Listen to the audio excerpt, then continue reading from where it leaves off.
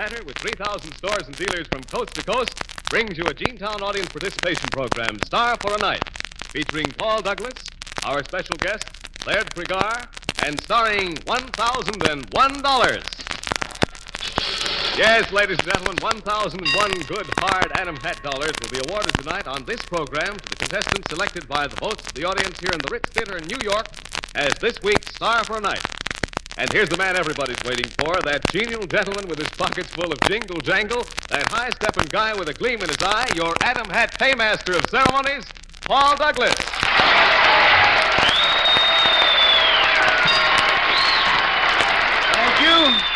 Thank you, Hugh James. Thank you, everybody. And good evening, ladies and gentlemen. Once again, that Adam Hat fight bell brings everyone right up on their toes to cheer the contestants who are competing for tonight's major award of $1,001 on our Adam Hat Star for a Night program. Our three amateurs who simply came in as visitors to our program from somewhere in greater New York. And one of these three will leave this program tonight with $1,001 for giving the most entertaining and amusing performance in our Star for a Night production of Dr. Jekyll and Mr. Hyde. Oh, incidentally, you members of the radio audience may have a chance to participate in this program by simply writing to the Blue Network for tickets for Star for a Night. It's everybody's opportunity to win $1,001 and play opposite a famous Hollywood star. And now, hold on to your seats as Death takes a holiday and spends it with us here on the stage of the Ritz Theater. Our guest of honor, that mangling, strangling, gruesome twosome of moviedom, Mr. Laird Cregar.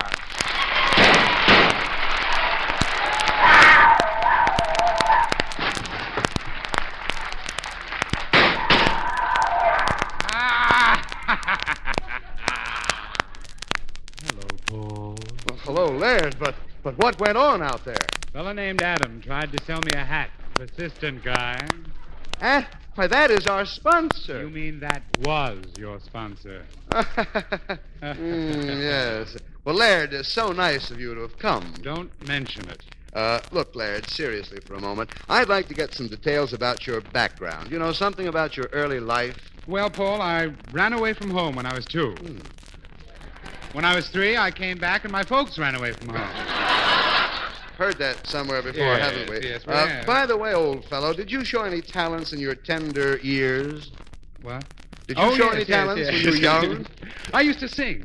Oh, really? Every morning I'd stroll down to the corner and serenade the butcher. What did you sing?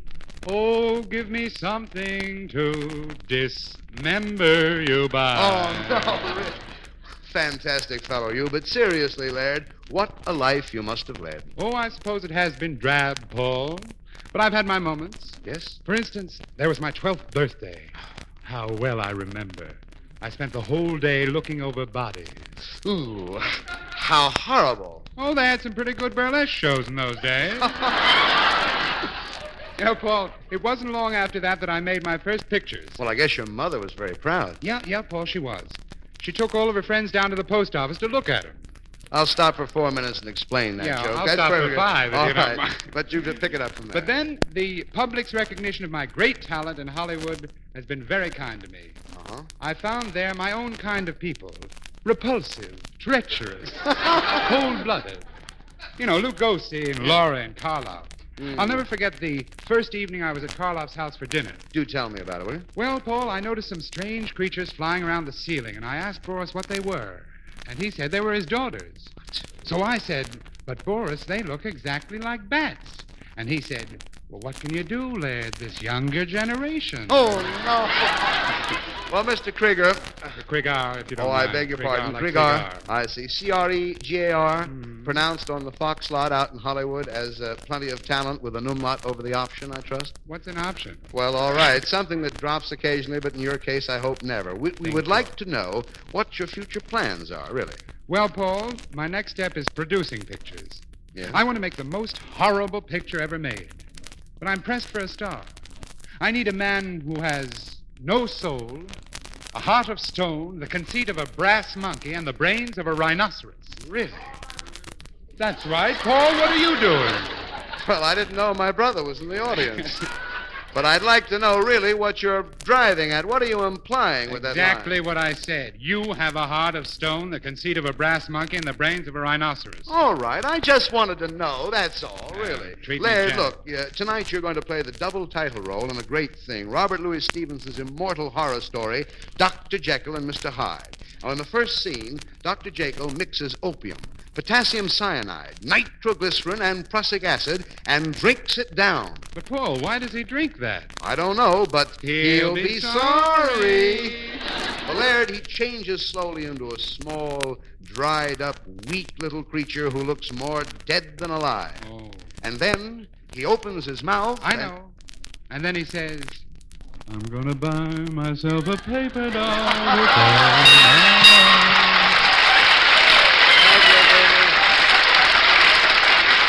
Thank you very much, Laird. Now, tonight on our Laugh and Get Rich show, we're going to do the dramatic adaptation of the great American classic written by Robert Louis Stevenson, Dr. Jekyll and Mr. Hyde. Now, for 2 generations, this tale of blood and horror has chilled the marrow of young and old alike. Before the startled gaze of thousands of audiences, such great actors as John Barrymore, Frederick March, and Spencer Tracy have quaffed the infernal liquor that has changed them from the gentle, handsome Dr. Jekyll to the fearful, monstrous Mr. Hyde. Now, tonight, under the auspices of Adam Hatz, Mr. Laird Cregar, currently appearing in another chiller thriller, which is the 20th Century Fox production of The Lodger, now playing at the Roxy. Well, Laird Cregar is going to make that famous change for us once again. Thank you, Mr. Roxy. That's fine. Now, in this Robert Louis Stevenson play, the season throughout is winter. The time throughout is 1890. The place throughout is London, and the hats throughout are Adam. Reminds me, Paul, it's about time I threw out an atom. Here go. Well, there goes a hat out in the air. It's a nice Adam. Somebody got it. But Hugh, old pal, Hugh, please, ladies, don't fight over a man's hat. Hugh, if I may intrude, old boy, the introductions, remember? Oh, I'm sorry, Paul, but look, I've got to work in a commercial right about That here. is neither Robert, Lewis, nor Stevenson. Well, but you better let me get this commercial in, or Mr. Adam will bring suit against you. Well, I hope he does. It's a pinstripe. Say, I shouldn't have said that. Terrible. Hugh James, look who's up there in the balcony, will you? Look, no, seriously, ladies and gentlemen, it's Boris Karloff. Really? Oh, I'm sorry. Excuse me, madam, I'm sorry.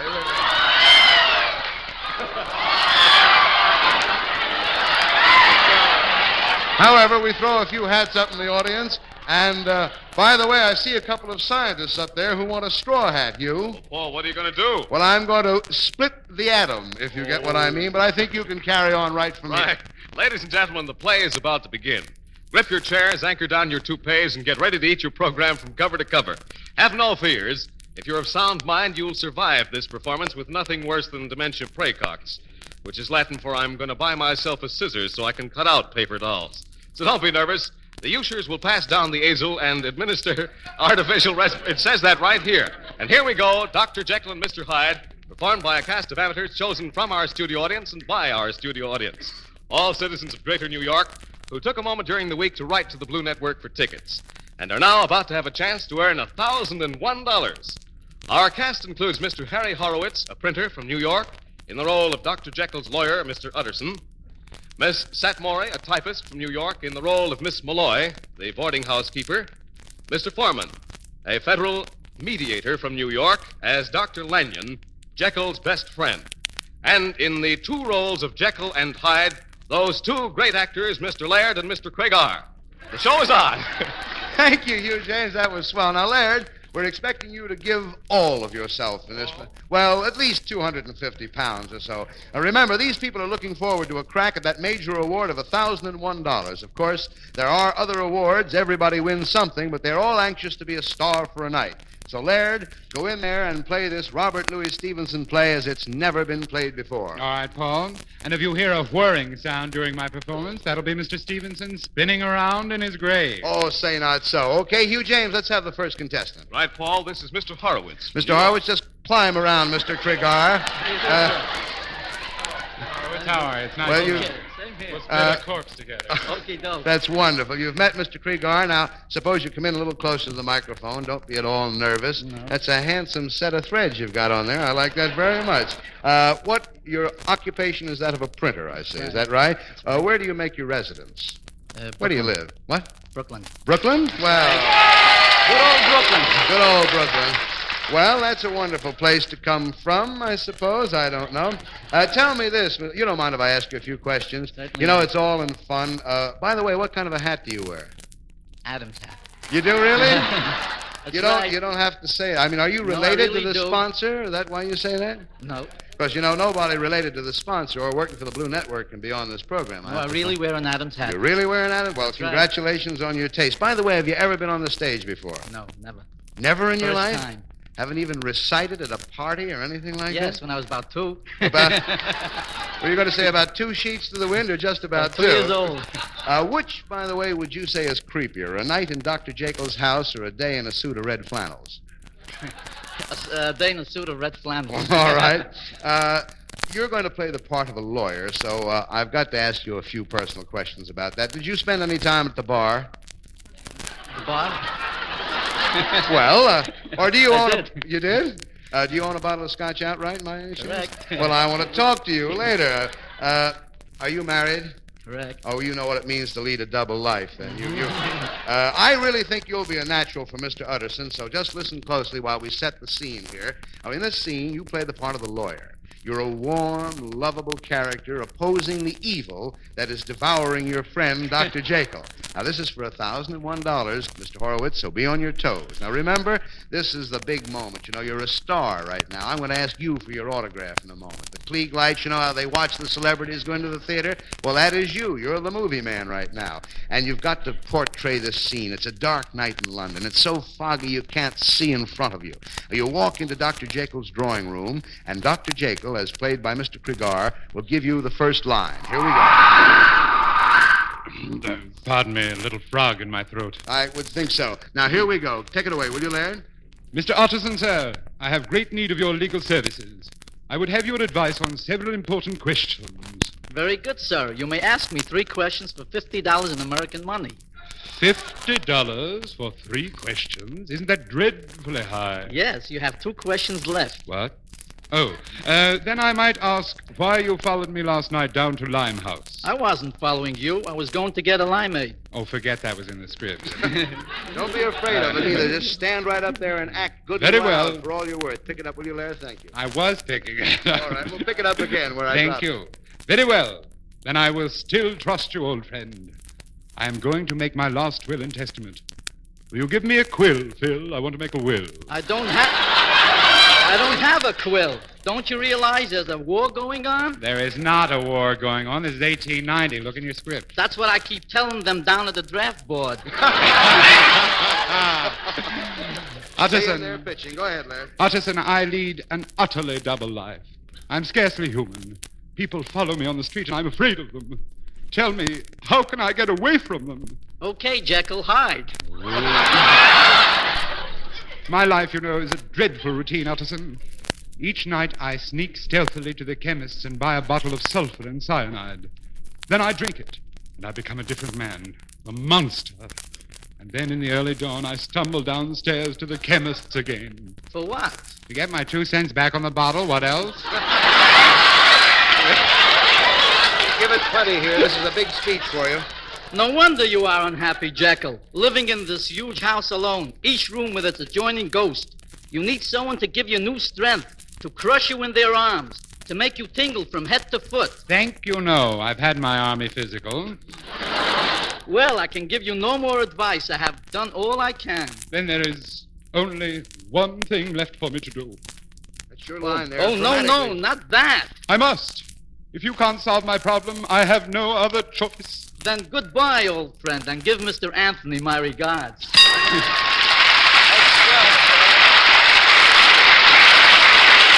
Thank you, Mr. Horowitz. You were utterly Utterson. Now, Hugh James, our next contestant. Paul, this is Miss Setmore. Miss Setmore, that's just relax here at the microphone. I am. I want you to How meet. can I relax? How can you Holy relax? Cat. What? Relax. Well, My- this is Mr. Krieger, Miss Setmore. Won't How you do you folks do, say how do you sir? do? Relax, I'm bigger than you are. Oh, I'll get there. My A very arm, my determined hand. girl. I think we'd better relax. Now, Oh, would you mind gee. if I asked you a few questions? Certainly. Gee. All right. Gee. Oh, gee, this is wonderful. I'll tell you why I'm so perturbed. You are It's what? the one night when I should have dressed nicely. Why, you Mrs. look Potato. very nicely, if I Now, don't wait a mind. minute, You I'll don't mind. undress. That's right. That's the only thing you can do.